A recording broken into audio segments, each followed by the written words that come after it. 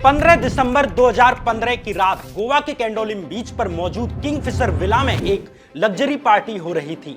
एक तरफ international pop singer Enrique Iglesias मजमा बांध रहे थे, तो दूसरी तरफ सोनू निगम गाना गा रहे थे कि तुम जियो हजारों साल, साल के दिन हो 50,000। मौका था अपनी ग्लैमरस लाइफ स्टाइल के लिए फेमस बिलियनियर विजय माल्या के 60वें जन्मदिन का। किंगफिशर बियर से लेकर किंगफिशर एयरलाइंस के मालिक विजय माल्या की इस बर्थडे पार्टी में $2 मिलियन यानी 14 करोड़ रुपए से भी अधिक खर्च कर दिए जाते हैं। एक तरफ विजय माल्या देश और विदेश में अरबों की प्राइवेट संपत्ति खरीद रहे थे, प्राइवेट जेट और यॉट खरीद रहे थे, अरबों रुपए में खेल की टीमें खरीद रहे थे, तो दूसरी तरफ विजय माल्या ने अपने कर्मचारियों को महीनों का वेतन नहीं दिया, बैंकों से लिए कर्ज की EMI नहीं भरी। गोवा में हो रही इस पार्टी को 3 महीने भी नहीं बीतते कि विजय माल्या भारत से ब्रिटेन भाग जाते हैं, वह भी बैंकों के 9,000 करोड़ रुपए का कर्ज चुकाए बिना ही। आखिर कैसे फोर्ब्स की बिलियनियर लिस्ट में आने वाले विजय माल्या बैंक करप्ट हो जाते हैं? कैसे मई 2005 में शुरू हुई किंगफिशर एयरलाइंस 2012 आते आते फाइनेंशियली क्रैश कर जाती है? क्या है विजय माल्या केस की पूरी सच्चाई? जानेंगे आज के इस एपिसोड में। विजय माल्या जी भाग गए हैं। Vijay Mallya has fled India. Mallya को विदेश जाने से रोकने की जिम्मेदारी थी। सरकारी बैंक विजय माल्या के खिलाफ सुप्रीम कोर्ट पहुंच गए हैं। नमस्कार, मैं श्याम मीरा सिंह। माल्या द्वारा किए जा रहे धन संपत्ति के इस नग्न प्रदर्शन की वजह से जन भावनाएं उनके खिलाफ हो जाती हैं। RBI के तत्कालीन गवर्नर रघुराम राजन ने भी माल्या के खिलाफ बयान दिया। माल्या समझ गए कि लेट अबेर अब उन पर कानूनी कार्रवाई होने वाली है। विजय माल्या को पहले ही एक थर्ड पर्सन से टिप मिल चुकी थी कि उन्हें कभी भी जेल में डाला जा सकता है। इस वक्त विजय माल्या राज्यसभा सांसद भी थे, इस कारण माल्या के पास डिप्लोमेटिक पासपोर्ट भी था। 2 मार्च 2016 के दिन माल्या ने बिना देरी किए उसी दिन फ्लाइट बुक की और जेट एयरवेज की लंदन जाने वाली फ्लाइट पकड़ ली। माल्या के साथ ही उनकी गर्लफ्रेंड पिंकी लालवानी भी थी। साथ में 7 बैग थे। साफ है कि माल्या किसी बिजनेस ट्रिप पर नहीं जा रहे थे, बल्कि लंबा निकलने वाले थे। लेकिन सवाल यह है कि CBI ने माल्या के खिलाफ लुकआउट नोटिस जारी किया हुआ था, तो माल्या देश से बाहर भागने में कामयाब कैसे हुए? आखिर ये कैसे पॉसिबल हो सकता है? हो ही नहीं सकता। फिर माल्या के साथ ऐसा क्या हुआ कि माल्या एयरपोर्ट अथॉरिटीज को चकमा देकर ब्रिटेन भागने में कामयाब रहे? इसका जवाब आपको आगे इसी वीडियो में मिल जाएगा। लेकिन सवाल यह है कि आखिर विजय माल्या के साथ ऐसा क्या हुआ कि उनकी किंगफिशर एयरलाइंस कंपनी का दिवाला निकल गया?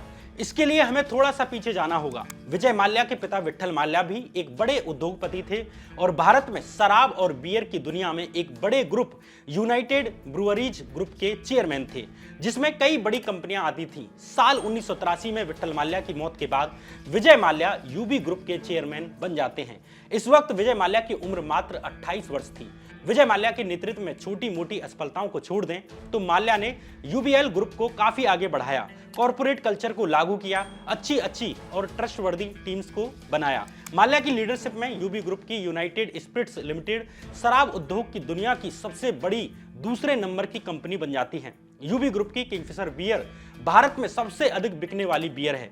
किंगफिशर बियर का मार्केट शेयर 50% से अधिक है। मतलब एक तरफ दुनिया भर की दूसरी बियर्स और एक तरफ किंगफिशर बियर। माल्या का काम करने का तरीका थोड़ा मॉडर्न था, क्विक डिसीजन लेना, थिंक टैंक बनाना। और जब आगे माल्या ने किंगफिशर एयरलाइंस शुरू की तो माल्या के जहाजों में क्रू मेंबर कौन रहेंगे, एयर होस्टेज कौन बनेंगी, उनका इंटरव्यू कोई और नहीं बल्कि खुद विजय माल्या करते थे। इससे अंदाजा लगाया जा सकता है कि आखिर कैसे विजय माल्या ने UB ग्रुप को ऊंचाइयों पर पहुंचाया। बर्गर पेंट कंपनी को खरीद लिया, मैंगलोर केमिकल्स जैसी बड़ी कंपनियां खरीद ली, द एशियन एज अखबार एक्वायर कर लिया। माल्या के नेतृत्व में UB ग्रुप में 60 करीब कंपनियां बन चुकी थीं। एक तरफ माल्या ने UB ग्रुप को पूरी तरह से ट्रांसफॉर्म कर दिया और कुछ ही सालों में UB ग्रुप की एनुअल सेल $4 बिलियन से $12 बिलियन पहुंचा दी। किसी भी बिजनेस के आगे बढ़ने के लिए उसका सही मैनेजमेंट जरूरी है। उस वक्त तो इतनी टेक्नोलॉजी नहीं थी, लेकिन आज टेक्नोलॉजी का जमाना है।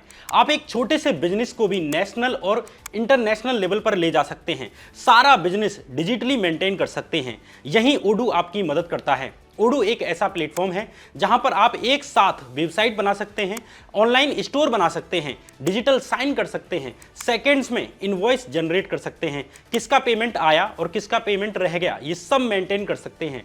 बिजनेस बड़ा हो या छोटा, एक बिजनेस को रन करने के लिए ओडू आपकी मदद करेगा, जैसे website management, sales department, finance, inventory, manufacturing, HR, marketing management, service management, even productivity related business के सारे काम आसानी से मैनेज कर सकते हैं। अभी तक समस्या ये थी कि इन सब के लिए अलग अलग प्लेटफॉर्म्स की जरूरत पड़ती थी और ये सब बहुत महंगा और बहुत हेक्टिक पड़ता था, पर अब ये सब ओडू पर एक ही जगह पर मिल जाता है। मतलब ओडू पे सारे ऐप्स फुल्ली इंटरकनेक्टेड हैं, ऐसा दूसरा कोई प्लेटफॉर्म अवेलेबल नहीं है। ओडू पर अभी ऑफर चल रहा है कि आप इनका पहला ऐप हमेशा के लिए बिल्कुल फ्री यूज कर सकते हैं फॉर अनलिमिटेड यूजर्स, वो भी लाइफ टाइम अनलिमिटेड होस्टिंग और कस्टमर सपोर्ट के साथ। उसके बाद अगर आपको ओडू सच में आपके काम का लगे तब आप सब्सक्रिप्शन लेकर ओडू की बाकी ऐप्स ले सकते हैं, यानी मात्र 580 रुपए में सारे ऐप्स आ जाएंगे। मैं खुद अपने YouTube चैनल की टीम, इनवॉइसेज और बिल्स मैनेज करने के लिए ओडू को यूज करने लगा हूं। ओडू की लिंक नीचे डिस्क्रिप्शन और कमेंट बॉक्स में आपको मिल जाएगी, तो एक बार जरूर चेक करके देखना। अब आगे की कहानी। साल 2005 आते आते विजय माल्या फोर्ब्स की टॉप 40 इंडियन बिलियनियर्स की लिस्ट में 28वें नंबर पर जगह बनाने में कामयाब हुए। साल 2005 में माल्या की संपत्ति $950 मिलियन पहुंच जाती है। इस वक्त तक माल्या अपने बिजनेस को डाइवर्स करने का प्लान करने लगते हैं। दरअसल माल्या ब्रिटिश उद्योगपति रिचर्ड ब्रैंसन से प्रभावित थे, जिन्होंने अपने बिजनेस में विविधता लाने के लिए एयरलाइंस की प्लानिंग शुरू की थी। अब माल्या भी अपनी खुद की एयरलाइंस कंपनी शुरू करने की सोचने लगते हैं। इस तरह साल 2003 में माल्या ने अपनी मेन कंपनी यानी यूनाइटेड ब्रूअरीज की एक सहायक कंपनी के रूप में किंगफिशर एयरलाइंस को रजिस्टर करवा लिया। अगले 2 सालों में माल्या ने एयरबस कंपनी से विमान खरीदे, एयर होस्टेस से लेकर पायलट सब रिक्रूट किए। इस तरह 9 मई 2005 के दिन विजय माल्या ने किंगफिशर एयरलाइंस की शुरुआत कर दी। पहली फ्लाइट मुंबई से बेंगलोर के लिए लॉन्च की गई। पहली फ्लाइट में जाने वाले लोगों की केयर करने के लिए खुद माल्या भी ऑन बोर्ड मौजूद थे। विजय माल्या पर लिखी किताब Kingfisher the rise and fall of Vijay Mallya में पत्रकार किंगसुक नाग लिखते हैं कि माल्या ने अपनी कोर टीम से कहा कि जाओ एक ग्रेट एयरलाइन ब्रांड बनाओ और पैसों और संसाधनों की कोई कमी नहीं रहेगी। जिस तरह की लाइफ माल्या खुद जीते थे, माल्या किंगफिशर एयरलाइंस को भी उसी तरह की ब्रांड बनाना चाहते थे, मतलब फुल लग्जरी। बहुत से यात्री किंगफिशर एयरलाइंस को केवल इसलिए बुक करते थे क्योंकि उन्होंने सुना होता था कि किंगफिशर एयरलाइंस की एयर होस्टेज यानी मॉडल्स जैसी दिखती हैं। भारत के अंदर चलने वाली डोमेस्टिक फ्लाइट्स में शराब अलाउ नहीं होती थी, लेकिन किंगफिशर ने अपने पैसेंजर्स के लिए एयरपोर्ट्स लॉन्च पर शराब ऑफर करना शुरू कर दिया। किंगफिशर एयरलाइंस के स्टाफ के कपड़े टॉप के डिजाइनर्स प्रसाद विदप्पा और मनोविराज खोसला के द्वारा डिजाइन किए गए। कुल मिलाकर माल्या की एयरलाइन में in flight entertainment, her seat पर स्क्रीन, स्वादिष्ट खाना, बेहतरीन इंटीरियर, प्रीमियम वाइन्स और किसी भी यात्री को एक लग्जरियस एक्सपीरियंस देने के लिए सब कुछ था और रेट भी बाकी के जो फ्लाइट्स थी उनके बराबर या कम ही था। वहीं सुविधाएं बाकियों से बहुत ज्यादा। फ्लाइट टेक ऑफ होने पर माल्या की वीडियो रिकॉर्डिंग्स दिखाई जाती थी जिसमें माल्या अपने यात्रियों का स्वागत और धन्यवाद करते हैं। Of style in travel. This Airbus aircraft is equipped with several unique features which I hope you will enjoy. Mallya ने अपने स्टाफ से पब्लिकली अनाउंस किया कि वे अपने यात्रियों को ऐसे डील करें जैसे वे माल्या के गेस्ट हैं, वे माल्या के घर आए हों। लेकिन लग्जरियस एक्सपीरियंस देने के चक्कर में माल्या कई बड़ी गलतियां कर रहे थे और यही गलतियां आगे चलकर माल्या और किंगफिशर एयरलाइंस के डूबने का बड़ा कारण बनती हैं। इनके बारे में आगे डिस्कस किया गया है। एयरलाइंस फील्ड में माल्या की एंट्री ने जेट एयरवेज को चैलेंज करना शुरू कर दिया। माल्या के मन में था कि वे जल्द से जल्द देश में एयरलाइंस के सबसे बड़े प्लेयर बने। किंगफिशर एयरलाइंस को अभी इंडिया के भीतर ही यानी डोमेस्टिक फ्लाइट्स चलाने की अनुमति थी, लेकिन माल्या चाहते थे कि वे बंगलुरु, जिसे भारत की सिलिकॉन वैली कहा जाता था, वहां से अमेरिका की ओरिजिनल सिलिकॉन वैली के लिए सीधे फ्लाइट शुरू करें। इसके अलावा माल्या को बंगलुरु से लंदन की फ्लाइट्स भी शुरू करनी थी, मगर समस्या ये थी कि सरकारी नियमों के अनुसार इंटरनेशनल फ्लाइट्स चलाने का लाइसेंस लेने के लिए कंपनी को कम से कम 5 साल का एक्सपीरियंस अनिवार्य था। लेकिन माल्या वो बिजनेसमैन नहीं थे जिसे इंतजार पसंद हो, इसलिए माल्या ने ऐसी कंपनी को ही खरीदने का प्लान बना लिया जो पहले से ही इंटरनेशनल फ्लाइट्स चला रही हो या जो कुछ साल पुरानी हो। अगर ऐसी कंपनी को माल्या खरीद लेते हैं तो माल्या को 5 साल इंतजार नहीं करना पड़ेगा। इसलिए माल्या की नजर सबसे पहले पड़ती है सुब्रता रॉय की सहारा एयरलाइंस पर। लेकिन जेट एयरवेज के नरेश गोयल ने माल्या से पहले ही सहारा एयरलाइंस खरीद ली और इसे जेट लाइट में बदल दिया, मतलब जेट एयरलाइंस की सस्ती टिकट वाली फ्लाइट्स में। अब माल्या की नजर पड़ती है एयर डेक्कन पर। एयर डेक्कन की शुरुआत साल 2003 में हुई थी, जिसे कैप्टन GR गोपीनाथ ने शुरू किया था। जहां जेट एयरवेज और किंगफिशर एयरलाइंस महंगी फ्लाइट्स थी, वहीं Air Deccan low cost carrier थी जो भारत के बड़े शहरों को छोटे शहरों से जोड़ने पर केंद्रित थी। डेक्कन एयर की वजह से मिडिल क्लास और लोअर मिडिल क्लास लोगों के लिए भी फ्लाइट्स लेना थोड़ा इजी था, थोड़ा अफोर्डेबल था। इस कारण एयर डेक्कन का पैसेंजर बेस बड़ा था। लेकिन समस्या ये थी कि भले ही पैसेंजर्स की संख्या बड़ी थी, लेकिन गोपीनाथ एयर डेक्कन को प्रॉफिटेबल नहीं बना पाए, यानी सस्ती टिकट्स के कारण रेवेन्यू जनरेट करना मुश्किल था, लाभ लेना मुश्किल था। इस कारण 1 अप्रैल 2005 और 30 जून 2006 के बीच 15 महीने की अवधि में ही एयर डेक्कन को 340 करोड़ रुपए का नुकसान हुआ। कैप्टन गोपीनाथ को जब कोई रास्ता नहीं दिखा तो वे माल्या के प्रस्ताव पर मान गए। सितंबर 2008 आते आते किंगफिशर ने इंटरनेशनल फ्लाइट शुरू कर दी। माल्या ने प्रॉमिस किया कि लंबी दूरी की विदेशी हवाई यात्रा को वे एकदम कंफर्टेबल बना देंगे। फर्स्ट क्लास में 18 डिग्री पर झुके फ्लैट बेड लगा दिए गए। हवाई जहाज में एक सेफ भी रखा गया। 5 वक्त के खाने की व्यवस्था की गई।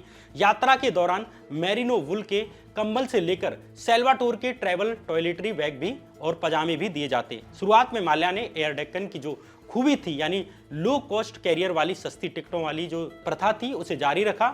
हालांकि एयर डेक्कन का कलर बदलकर किंगफिशर का रेड कलर कर दिया गया। कुछ दिन बाद डेक्कन एयर वाली सर्विसेज को किंगफिशर रेड का नाम दे दिया गया, मतलब किंगफिशर की सस्ती फ्लाइट्स सेक्शन को किंगफिशर रेड करके अलग कर दिया गया। डेक्कन एयर और किंगफिशर के मर्जर के बाद हवाई यात्रा का बड़ा मार्केट विजय माल्या के अंडर आ गया, जो उनका सपना था। लेकिन माल्या सस्ते काम करने वाले लोगों में से नहीं थे। उनका मन लो कॉस्ट सर्विस में नहीं लगता। जहां एक तरफ कॉस्ट कटिंग करके एक बिजनेस को ज्यादा से ज्यादा अफोर्डेबल बनाने की कोशिश की जाती है, वहीं माल्या थे कि जहां 2 रुपए खर्च करने चाहिए थे वहां 4 रुपए खर्च करने की कोशिश करते थे। इससे कंपनी का खर्चा तो बढ़ जाता है, लेकिन कंपनी इतना पैसा टिकटों के माध्यम से निकाल नहीं पाती थी। Kingfisher the rise and fall of the Vijay Mallya किताब में पत्रकार किंग सुखनाग लिखते हैं कि एक किंगफिशर एम्प्लॉय ने उन्हें बताया कि वहां कोई कॉस्ट कंट्रोल नहीं था। बहुत सारा सामान वेस्टेज जा रहा था, उठाईगिरी हो रही थी। अगर आप मुंबई के क्रॉफर्ड मार्केट में जाएंगे तो आपको किंगफिशर की मार्किंग वाले चाकू, कांटे और चम्मच बिकते हुए मिल जाएंगे। बहुत सारा खाना वेस्टेज होता और खाने पीने की अनयूज्ड बोतलें अगली फ्लाइट्स में यूज करने के बजाय ऐसे ही फेंक दी जाती थी। बंगलुरु बेस्ड एक सीए यानी सी शंकर किंगफिशर एयरलाइंस के अपने एक्सपीरियंस को बताते हैं कि आपकी शादी वाले दिन ससुराल के लोग आपको इतना अच्छा ट्रीट नहीं करेंगे जितना आपको किंगफिशर एयरलाइंस में किया जाएगा। अच्छी प्रीमियम सर्विस देने के लिए एक अच्छा बिजनेसमैन खुद आपसे अच्छे पैसे भी चार्ज करेगा, लेकिन किंगफिशर के मामले में ऐसा नहीं था। किंगफिशर एयरलाइंस का किराया अन्य फ्लाइट्स की तरह ही था। यही कारण है कि अच्छी सर्विसेज देने के चक्कर में माल्या की किंगफिशर कंपनी कभी भी प्रॉफिट नहीं कमा सकी। इसमें भी माल्या ने एक और गलत डिसीजन लिया, वो ये कि 28 सितंबर 2011 के दिन माल्या ने किंगफिशर रेड के ऑपरेशंस को बंद कर दिया, क्योंकि उन्हें लो कॉस्ट सर्विसेज में मजा नहीं आ रहा था। दूसरी तरफ स्पाइस जेट और इंडिगो जैसी कंपनियां लो बजट मार्केट में अपनी जगह बनाती जा रही थी। ये दोनों कंपनियां साल 2005 और 6 में शुरू हुई थी, यानी किंगफिशर के बाद शुरू हुई थी। मार्केट में बने रहने के लिए किंगफिशर के द्वारा अन्य कंपनियों की तरह ही कॉम्पिटिटिव रेट पर ही टिकट दी जा रही थी, लेकिन किंगफिशर कंपनी कॉस्ट कंट्रोल करने में असफल रही और यही किंगफिशर और माल्या के पूरे एम्पायर के डूबने का कारण बनता है। हालांकि माल्या के फेलियर में और भी बड़े कारक थे, जैसे कि सबसे बड़ा कारण था साल 2008 में आई ग्लोबल आर्थिक मंदी। 2008 में पूरी दुनिया में मंदी आई, पूरी दुनिया में मार्केट स्लो पड़ जाती हैं। एक तरफ पैसेंजर ग्रोथ रेट गिरने लगता है, लोगों की परचेजिंग पावर गिर जाती है, तो दूसरी तरफ ग्लोबल फ्यूल प्राइस बढ़ जाते हैं। एविएशन टरबाइन फ्यूल के रेट अचानक 23% तक बढ़ जाते हैं। टिकटों के दाम भी 25 से 30% बढ़ जाते हैं। इससे हवाई यात्रियों की संख्या में अचानक भारी गिरावट आने लगती है। जहां अन्य एयरलाइंस कंपनियां जैसे तैसे सांस ले रही थीं, वहां हाई कॉस्ट और लो रेवेन्यू वाली किंगफिशर एयरलाइंस सबसे पहले औंधे मुंह आके गिरती है। इस वक्त भी किंगफिशर के रेट बाकी फ्लाइट्स के मुकाबले कम थे। जैसे 2006 में जेट की टिकट 5,295 रुपए थी, तो किंगफिशर की उसके मुकाबले मात्र 3,410 रुपए थी। वहीं ग्लोबल मंदी के वक्त यानी 2008 और 9 में जहां जेट की टिकट के रेट अगर 6,190 रुपए थे, तो किंगफिशर के रेट मात्र 4,942 रुपए थे। इस तरह किंगफिशर की ऑपरेशनल कॉस्ट्स और ऑपरेशनल रेवेन्यू के बीच का गैप बहुत अधिक बढ़ जाता है। जैसे साल 2007 और 8 में किंगफिशर का खर्चा 3,510 करोड़ रुपए था, लेकिन इसके बदले कंपनी कितना कमा पाई? मात्र 2,890 करोड़ रुपए कमा सकी। इसी तरह फाइनेंशियल ईयर में किंगफिशर रेड ने 2,810 करोड़ रुपए खर्च किए, मगर 1,550 करोड़ रुपए ही निकाल सकी। एक हजार करोड़ रुपए का घाटा, वो भी हर साल किंगफिशर का भट्टा बैठना तय था। ऊपर से ये सिर्फ ऑपरेशनल लॉस था, जबकि एयरलाइंस को इसके अलावा भी बहुत बड़ा लॉस हो रहा था। वो ऐसे कि किंगफिशर एयरलाइंस में लगाया हुआ पैसा माल्या का खुद का पैसा नहीं था, बल्कि सरकारी और प्राइवेट बैंकों से लिया हुआ कर्ज था। एक तरफ कंपनी हजार करोड़ रुपए के नुकसान को चला रही थी, तो दूसरी तरफ बैंक के हजारों करोड़ रुपए के लोन पर सैकड़ों करोड़ रुपए की ब्याज बनती जा रही थी। इस तरह किंगफिशर एयरलाइंस का लॉस और भी अधिक बढ़ता चला जा रहा था। वहीं दूसरी तरफ माल्या एकदम चिल। 28 अप्रैल 2010 के दिन विजय माल्या ट्विटर पर ट्वीट मारते हैं कि ऊ लाला लरी ऊ लालाओ।